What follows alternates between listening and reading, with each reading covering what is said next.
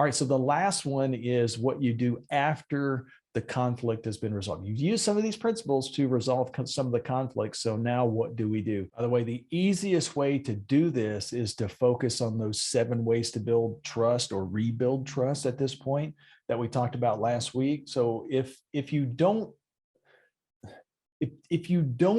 rebuild that trust level, then an unresolved conflict is going to fester, and it's going to return, and it's going to create even a more negative impact on the relationship. So spend time making positive deposits into that relationship bank account that we talked about last week.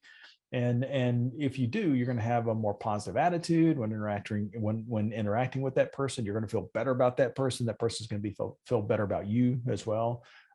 By the way, just so you know, some people get over conflicts very quickly, and others tend to hold on to that anger for a longer period of time. And neither of those groups is correct or incorrect. They're just different. The important thing to remember is that the other person may deal with disagreements differently than what you do. So you want to make sure not to hold that against them. Just because they resolve conflicts or they deal with conflicts differently than what you do doesn't mean that they're wrong. So you don't want to say, oh my God, that person is not angry. He's acting like nothing ever happened, and you're still angry. That's just as bad as the other person not being angry, right? So the best way to come out of these situations in a positive way is to go back with that person and begin to build the trust level again.